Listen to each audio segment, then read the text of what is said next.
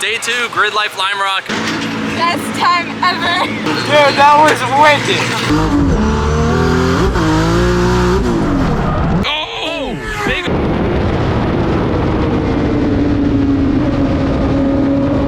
Chris is gonna put down some sick times. Cam, I have a wonderful idea for this garbage.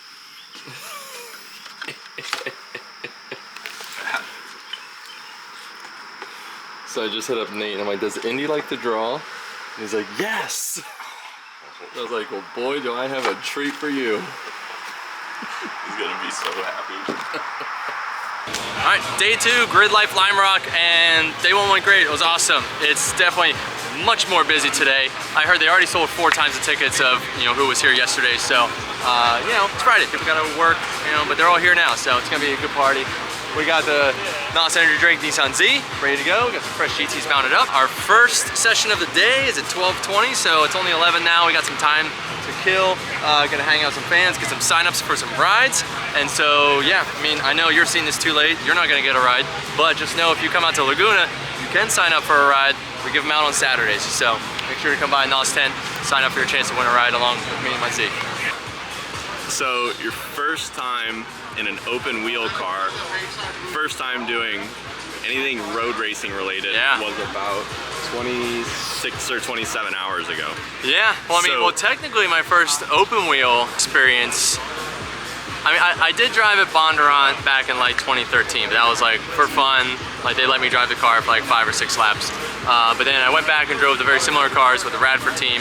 NOS Energy took us out, and that was the Formula Ford NOS Secret Formula video that we did. So that was my first open wheel like side-by-side racing. But then this was the first time that I ever did like a, I don't know if you call it like a public event, but that was a very like private event, right? With the 12 of us NOS drivers versus out here it's, you know, it's open field, right? We're entering their event. So yes, this is the first time I've entered a competition race where it's wheel to wheel, side by side, transponders, the whole 9 yards. And so yesterday we qualified 8th, which is awesome for my first ever qualifying session. And then we finished 9th, so finished in the top 10. Race 2 also finished 9th, top 10 again. So it's a clean slate today, and go out and qualify here in like an hour or so, and see how the day goes. So explain the difference in your mindset and in your mental state from 27 hours ago when you were getting in the car until, you know, this morning. Yeah. So this morning when we were talking before you got in, you had a lot more confidence. Yeah. You could tell that you felt a lot more comfortable. So where's your head at today compared to yesterday? Well, now we're already making changes to the car. We're adjusting sway bars, adjusting brake bias, like finding how I can make the car more comfortable for me instead of just me learning the car, learning the track, the environment, you know, the car's on track, working off of mirrors. You know, I never have to work off mirrors. It's always dead ahead, look forward. You know, in drifting, the lead guy just sets the pace. You don't ever have to worry about the guy behind you. But yeah, here it's like, you do have to keep your head on a swivel if someone's gonna make the move on you, cut in, and take each other out. So these cars work heavily off of the draft because it's spec racing, they're all the same. So you get up in a nice draft pocket, they can get the run on you down that front straight, no problem. If you have someone that's running similar time to you, they will get that extra half second down that straightaway.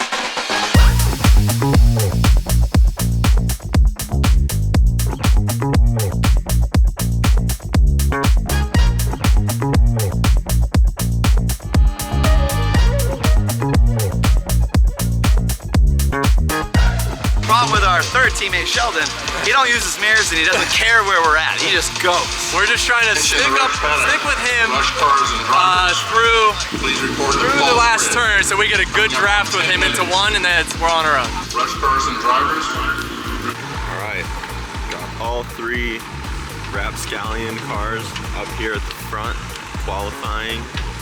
Day 2, Sheldon, Nate, and Chris. It's going. Yeah, we're going to quali 2. So Chris is going to put down some sick times. We're waiting. Mr. Rapscallion himself here. Appreciate it, man. We're excited to have him. Chris is killing it with us. This is great.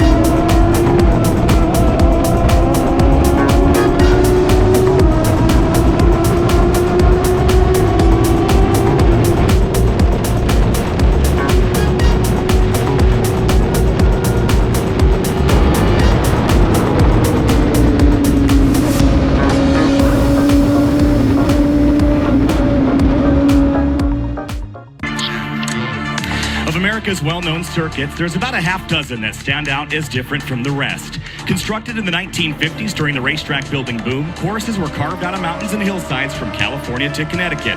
GridLife Circuit Legends celebrates that rich history of Lime Rock and of our generation, bringing focus to the cars that shaped our history.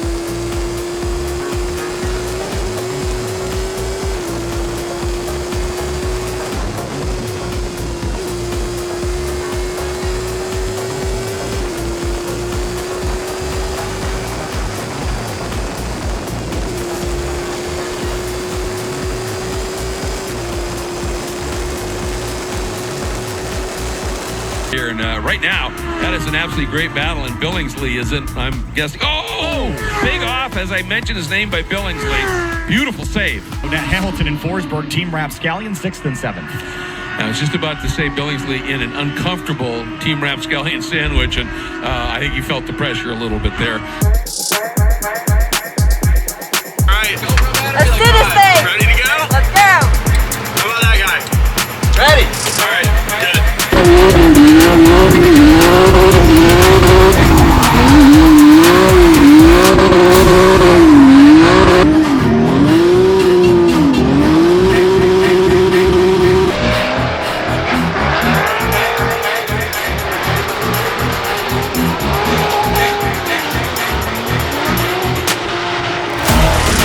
Best time ever.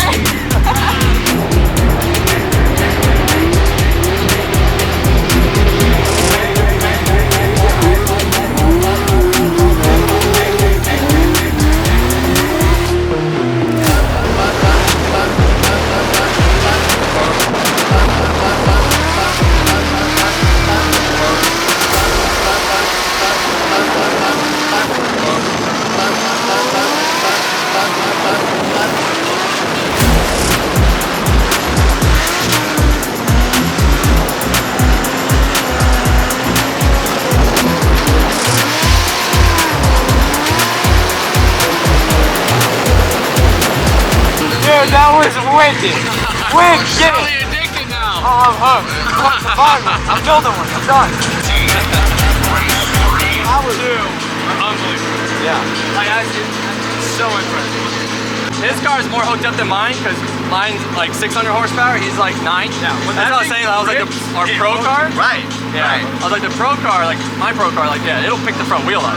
It's like, Yeah. it'll lunge. Sick though. This one's just like a smooth sailing. That's why I was like, I'll go out front. It sets a good pace for him. Yeah. Yeah. Oh yeah. Nice wide lines. Yeah.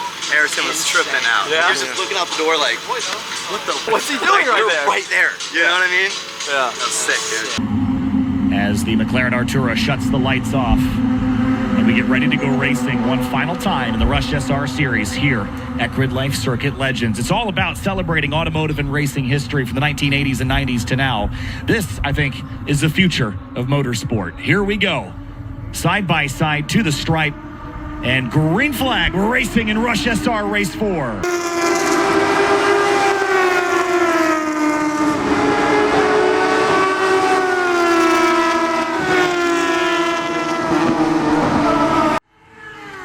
Forsberg and Hamilton are mighty tight into turn 1, and they are going to go side by side for a moment. They'll sort it back out.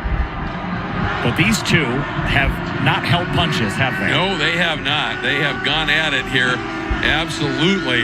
And Forsberg has been in the first two races, even though Hamilton out-qualified him, Forsberg was the one that was able to come through and put together the better finishes here, but Nate got him in round 3. Nate would like to even that so they could walk out of here going, okay, it's 2 for 2, got it. We'll have to do it again at WeatherTech Raceway Laguna Exactly. Seca. Rematch.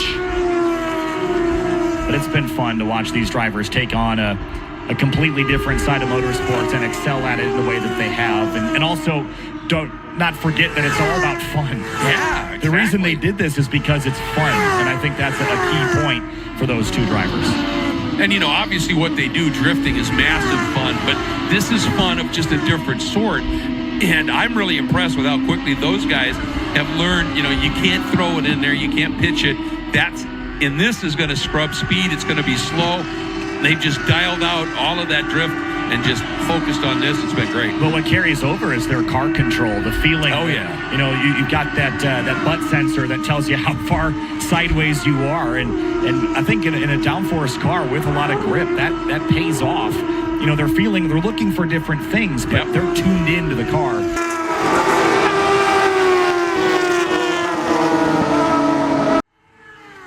Forsberg and Hamilton are mighty tight into turn one, and they are going to go side by side for a moment. They'll sort it back out. But these two have not held punches, have they? No, they have not. They have gone at it here, absolutely. And Forsberg has been in the first two races, even though Hamilton out-qualified him, Forsberg was the one that was able to come through and put together the better finishes here, but Nate got him in round 3. Nate would like to even that so they could walk out of here going, okay, it's 2 for 2, got it. We'll have to do it again at WeatherTech Raceway Laguna Seca. Exactly. Rematch. But it's been fun to watch these drivers take on a completely different side of motorsports and excel at it in the way that they have. And also, don't not forget that it's all about fun. Yeah, exactly. The reason they did this is because it's fun, and I think that's a key point for those two drivers.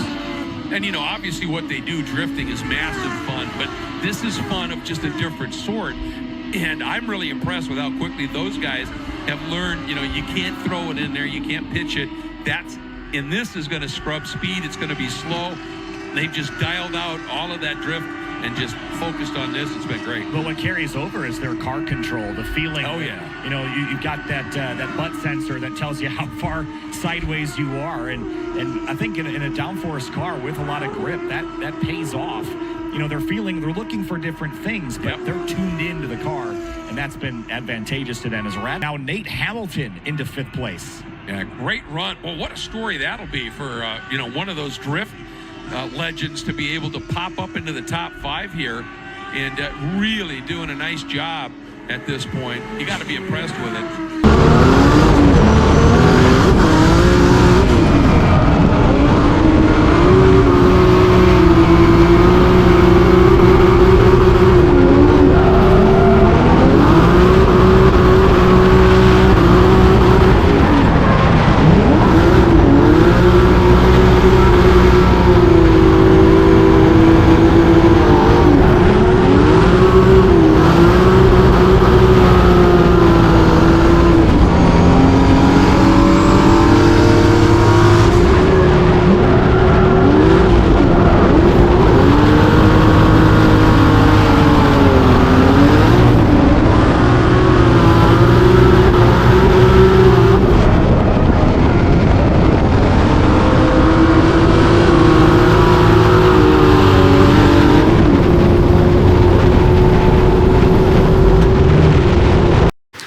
Dude, what an absolutely insane weekend. I just gotta say thank you so much to Nos for bringing me out to GridLife. We got to do all the drift sessions. We got to get through all of our sweepstakes winners. Everybody got in the car and got their laps. It was so fun.